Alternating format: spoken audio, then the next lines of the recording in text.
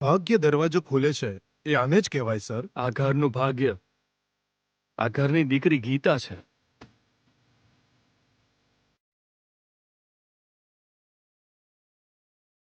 પણ તમે લોકોએ મારા દીકરાની વાતોમાં આવીને મંત્રીના દીકરાની ધમકીઓથી ડરીને આ ઘરને તમે તાળું મારી દીધું હતું. આ આખી ઘટનાને તમે બીજી રીતે પણ હેન્ડલ કરી શક્યા હોત, પણ એ કરવાને બદલે તમે અચાનક આ ઘરે આવીને ઘરવાળાને બહાર કાઢીને તાળું મારી દીધું. તમે જનતા સાથે આવું જ વર્તન કરો છો. આઈ એમ સોરી સર. સોરી કહી દેવું બહુ સરળ છે, પણ આજે આમનું જે અપમાન થયું છે એને બદલી શકશો?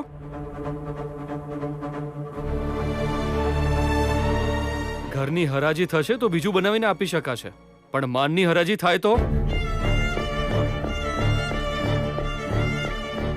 ગીતા, આજ પછી તારા પરિવારને ડરવાની જરૂર નથી.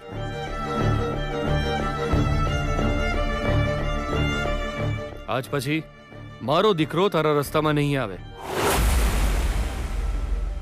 આજે તે આપેલી માફીએ મારા દીકરાને ફરીથી પોતાની ભૂલ સુધારવાની તક આપી છે બેટા.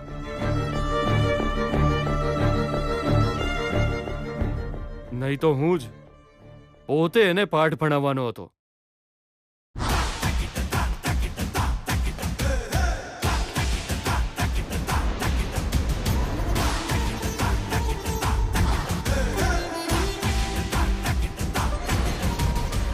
વૈષ્ણવજી, હું તમારા બધાની ફરીથી માફી માંગુ છું. મારા દીકરા વિજયને કારણે તમારા પરિવારને બહુ તકલીફો પહોંચી છે,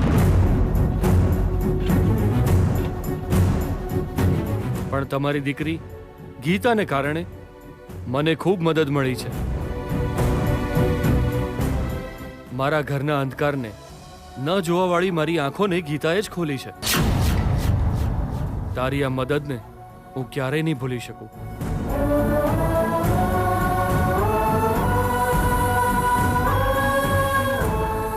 સર, તમે અમારું ઘર અમને પાછું અપાવ્યું ને, એટલું જ બહુ છે. એટલું જ નહીં, આજ પછી તારા ઘર પર કોઈ સમસ્યા નહીં આવે.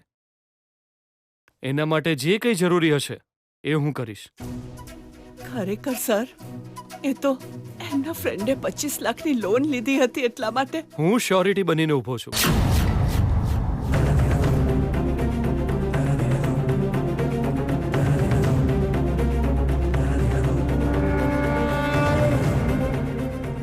એટલું જ નહીં બેન, એણે જે તમારી સાથે દગો કર્યો છે એના માટે હું એને સખત સજા અપાવીશ. આ 25 લાખની મુશ્કેલી તમારા જીવનમાં આગળ ક્યારેય તમને હેરાન નહીં કરે.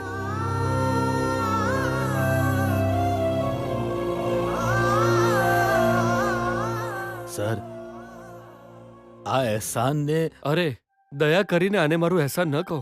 મને મારો દીકરો લઈને આવ્યો છે. અને યાદ આવ્યું ગીતા, તમારી કોલેજમાં સ્પોર્ટ્સમાં હારવાવાળાને કોલેજ નહીં આવવાનું એવું નક્કી થયું હતું ને? અરે, એ બધું છોડો ને સર. એ જ બેટા, તારે છોડવું પડશે. એક તક આપવી પડશે.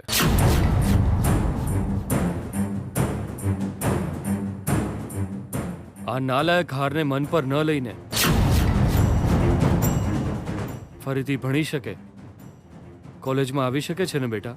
સર, એ તો તમારી બનાવેલી કોલેજ છે, તમારી જ કોલેજ છે. મેં તો એ જ દિવસે બધું ભૂલવાનું વિજયને કીધું હતું. જો જો, તારે આ ગીતા પાસેથી ઘણું શીખવાનું છે.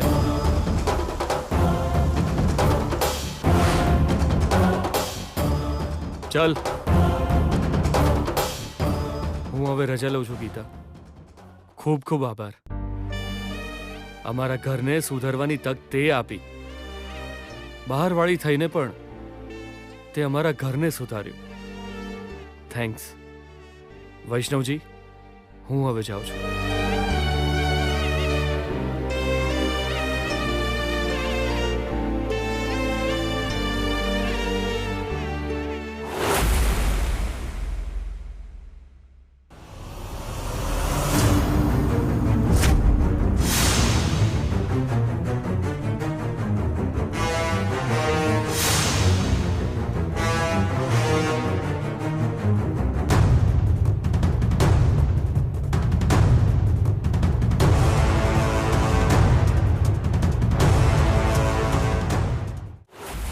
કિરણ, ફર્સ્ટ ટાઈમ આ ઘરમાં આપણી કિંમત કોઈએ કરી છે ભાઈ. હા શ્રુતિ, આટલા દિવસ પછી દરેક વાત માટે વિજય તરફ આંગળી કરીને એના જેવા બનો એવું કહેનારા પપ્પાને આજે એની દરેક હકીકતની જાણ થઈ ગઈ છે. એટલું જ નહીં, આ ઘરમાં જે પણ સંસ્કાર બચ્યા છે એ આપણા બંનેના કારણે એવું પપ્પાના મોડેથી નીકળ્યું છે. મતલબ આપણા સારા હોવાની કિંમત મળશે, પણ એને મેળવવા માટે રાહ જોવી પડશે. એટલું જ નહીં, આજે વિજયની સામે જે છોકરી ઊભી છે એ પણ હોશિયાર છે. એ જ પેલી ગીતા નામની છોકરી જે એને પછાડી રહી છે. તો પછી વિજયના અભિમાનને મમ્મી અત્યાર સુધી ગ્રેટ સમજતી હતી, પણ હવે એને પસ્તાવો થતો હશે. અભિમાની માણસ ગમે તેટલી ઊંચાઈ પર ઉડે, એણે એકને એક દિવસ જમીન પર પડવું જ પડે છે. આટલા દિવસથી મમ્મી પણ આપણને નેગ્લેક્ટ કરી રહી હતી. ખબર છે ને કોના માટે? પણ હવે એની આ હરકતો પછી એવો પ્રેમ આપણને મળી શકે છે, જોવું પડશે. આજ પછી આપણું પણ આ ઘરમાં માન હશે, સન્માન હશે. આખરે આપણી કિસ્મત હવે ખુલી ગઈ.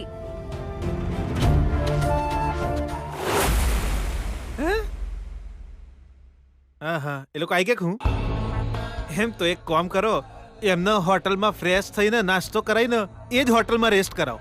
હા, પછી ફોન કરું હું. મૂકો. બેના, વલસાડથી સોડીવાળા આયા છે, હવે શું કરીએ બેના? હા તો હું શું કરું? અરે ના બેના, એ લોકો વિજયને જોવા આયા છે અને લગ્નની વાતચીત કરવા આયા છે, અને પછી અત્યારે જે સ્થિતિ છે એમાં આ બધું કઈ રીતે શક્ય છે? એમની સામે તારે મારું અપમાન કરાવવું છે? ના, હું એવું નહીં કહેતો, પણ એ લોકો આયા છે તો અત્યારે તો એમને કોઈ હોટલમાં રાખ. તારા જીજાજી વિજયને લઈને આવે પછી જોઈએ શું થાય છે. આખરે વિજય એ ગીતા પાછળ પડ્યો હશે, મેં કેમ ના વિચાર્યું? બેના, આ મેટરને તું વિજયના દ્રષ્ટિકોણથી ના જોએ, ગુરુજીના દ્રષ્ટિકોણથી જો એકવાર. ઓય રમત રમવા વાળો વિજય નહીં, રમત રમવા વાળી ગીતા પણ નહીં. તારું ભાગ્ય જ રમત રમી રહ્યું છે બેના. બેના, સીમા ઓળંગીને આવનારી ગીતા જ છે. તારી પીઠ પાછળ આવનારી એ ગીતા જ છે. એનાથી બચવા માટે તું વિજયને પૈણાવા જઈ રહી હતી. સોડીવાળા આયા એ જ દિવસે વચ્ચે આવી જઈએ તે ગીતા. આખરે આ ઘર પર ગીતાનો જાદુ ચાલવા લાગ્યો છે.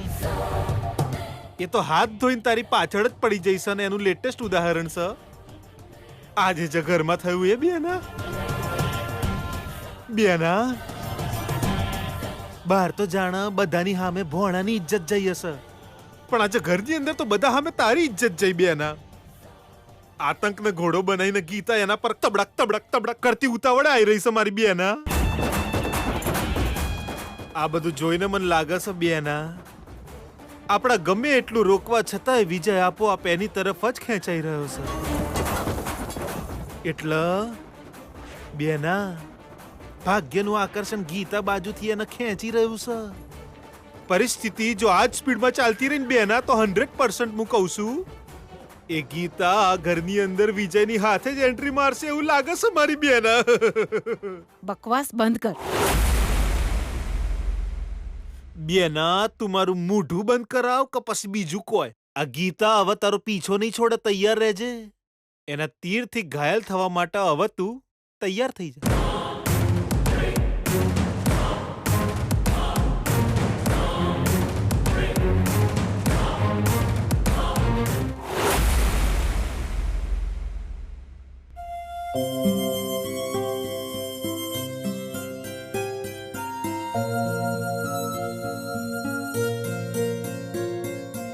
કોફી ઘરની જ છે, કોઈની ભીખ નથી.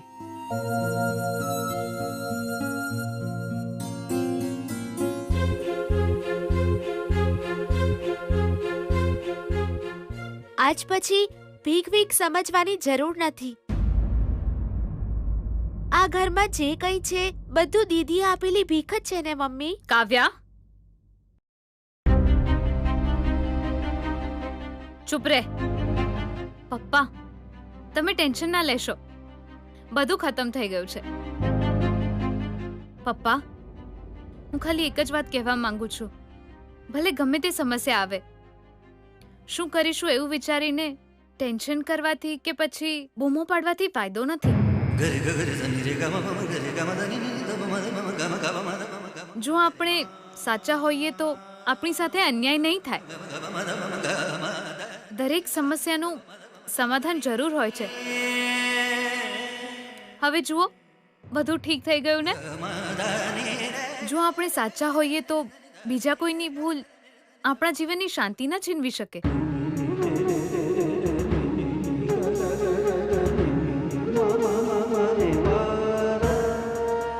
કોફી પીશો ને પપ્પા?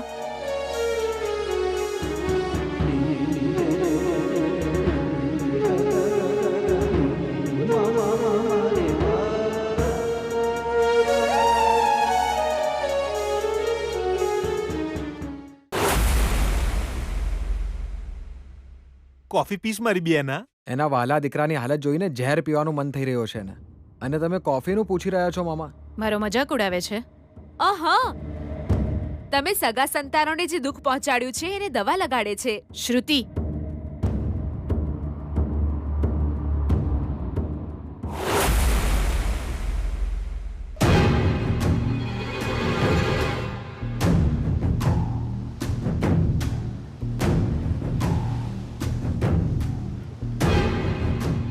જી વિજય ક્યાં છે? બાપનું અપમાન કરવાવાળા છોકરાને રસ્તામાં છોડીને કેવી રીતે આવી શકું હું? રસ્તામાં છોડીને આવું તો બીજું કંઈક નવું કરશે એનો ડર લાગે છે, એટલે સાથે જ લઈને આવ્યો છું. વિજય, ચલ અંદર આવ. દરવાજા પાસે ઊભો રહીને શું કરી રહ્યો છે?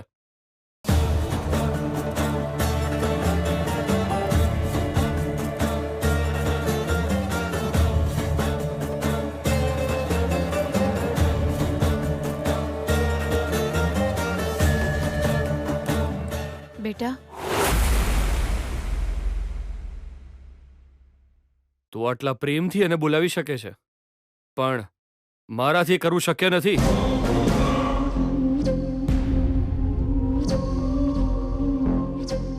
એ મારા પ્રેમને યોગ્ય બને એવું કંઈ કરવા કહો. દીકરો તો ન બની શક્યો વાંધો નહીં, પણ માણસ તો બની બતાવે. જીજુ, તમારે આવું ના કહેવું જોઈએ. કાલે તમારું નામ જ રોશન કરવાનો છે વિજય. આજે એક છોકરીની સામે માથું ઝુકાવીને હાથ જોડીને આજ પછી આવી ભૂલ નહીં કરું એવું કહીને માફી માગીને આવ્યો છે.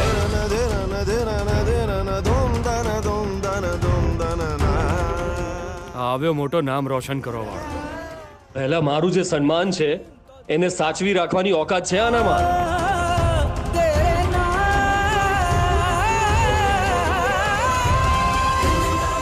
તમે એના પર બૂમો પણ પાડી, એણે માફી પણ માંગી લીધી.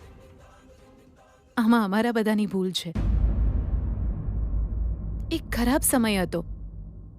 જે કંઈ પણ થયું એને ખરાબ સપનું સમજીને ભૂલી જઈએ.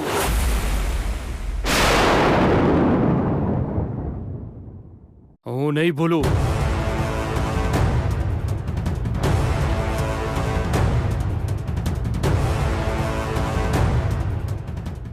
કારણ વિના ડંખ મારવાળો સાપ આપણા ઘરમાં જ ઉછરી રહ્યો છે, એને દૂધ પીવડાવું હું? નો!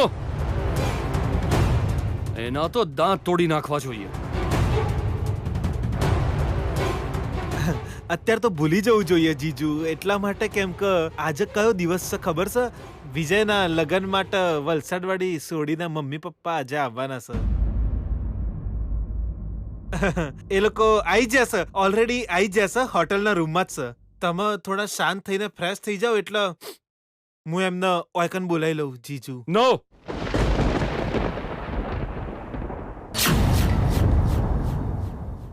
આના કારણે એક છોકરીનો પરિવાર રસ્તા પર આવી ગયો હતો. હું હમણાં જ એની ભૂલને સુધારીને આવ્યો છું. આવા છોકરાના જીવનમાં એક નવી છોકરી આવવાની છે અને હું ચૂપચાપ આવવા દઉં એમ?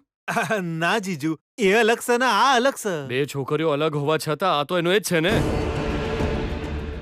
આ મહાપુરુષને કારણે કોઈ પણ છોકરીનું જીવન બરબાદ ન થવું જોઈએ. એ છોકરીના માતા પિતાને પાછા મોકલી દો. આવા નાલાયક છોકરાના લગ્ન કરાવીને કોઈનું જીવન બરબાદ કરવાની જરૂર નથી.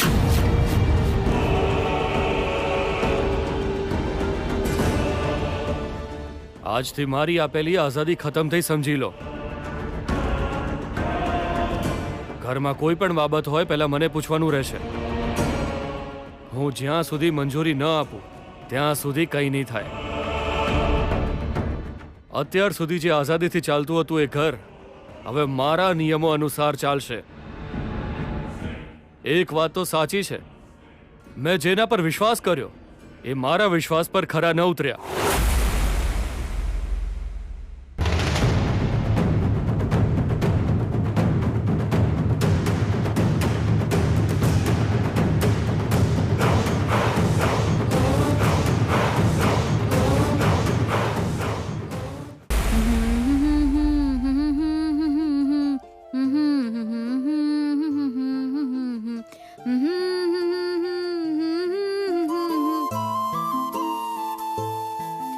त्वमेव माता च पिता त्वमेव त्वमेव बन्धु च सखा त्वमेव त्वमेव विद्या द्रविणं त्वमेव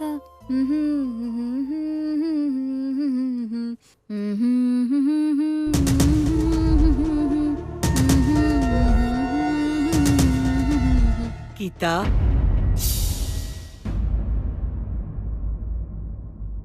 શું કરી રહી છે બેટા? કંઈ નહીં માં, વાવાઝોડું આવ્યું અને એક ઠંડા લહેરિયાની જેમ પાછું પણ જતું રહ્યું, અને એટલે જ આ શ્લોક ગણગણી રહી છું. હા તો મારે કાલથી કોલેજ જવાનું છે. ગમે તે રીતે મારે મારી કોલેજ પૂરી કરવી છે. આજ પછી કોલેજના લેક્ચર સાંભળતી વખતે કોઈનો ડર નહીં રહે, અને બીજો કોઈ ખોટા રસ્તેથી ફર્સ્ટ આવી જશે એવો ડર પણ નહીં રહે. એટલે હવે શાંતિથી ભણીશ, લક્ષ્યને પ્રાપ્ત કરું એટલી જ મારી ઈચ્છા છે. અને આ બધી સારી વાતોથી એક ફાયદો પણ થઈ શકે છે. ખબર છે શું? એ શું છે? પપ્પા હવે મારા લગ્નની વાત ટાળી શકે છે. કોલેજ પછી લગ્ન કરશે એવું કહી શકે છે. પહેલા દીકરીને ભણવા દો, લક્ષ્ય મેળવવા દો એવું કહી શકે છે ને માં?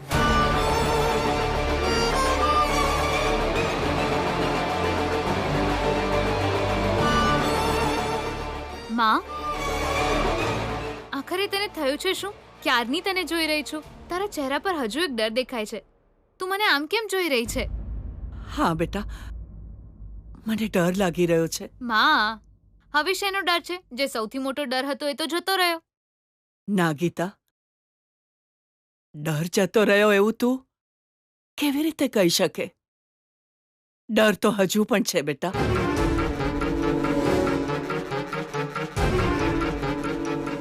માં, તું શેના વિશે વાત કરી રહી છે? શેના વિશે એવું નહીં, કોના વિશે એવું પૂછ. કોના વિશે? એ વિજય વિશે.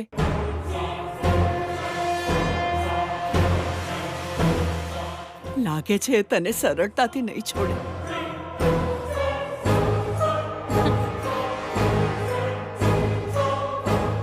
સોરી કહીને ચૂપચાપ જતો રહ્યો છે એ વિજય. એ સરળતાથી નહીં છોડે તું એવું કેમ કહે છે માં? એ વિજય સોરી કહેતો હતો ત્યારે એનું મોઢું જોયું તું? એની આંખો જોઈ હતી? કેમ? એમાં આંસુ ભરેલા હતા? ના બેટા, આગ ભરેલી હતી, ગુસ્સો ભરેલો હતો, અને તક મળે તો એ તને બાળી નાખે એવો ગુસ્સો એના ચહેરા પર હતો. બદલો લેવા એ કંઈ પણ કરી શકે છે એવું મને એના ચહેરા પર દેખાતું હતું. ગીતા, એણે સાચા મનથી તારી પાસે માફી નથી માંગી. એની અંદરનો ગુસ્સો શાંત થયો નથી. મને લાગે છે વધ્યો છે. એ બિલકુલ ચૂપ નહીં રહે. કાલે તારી સાથે કોઈનો કોઈ પ્રોબ્લેમ કરશે. મને લાગી રહ્યું છે બેટા તું કોલેજ ન જઈશ ગીતા. ત્યાં તને જોખમ છે બેટા, એ પણ એ વિજયના રૂપમાં. હા, આટલા ગુસ્સાને મનમાં રાખીને ચૂપ છે મતલબ? એ ગુસ્સો સુનામી બનીને તારી જિંદગી ક્યાં ખતમ ન કરી દે બેટા.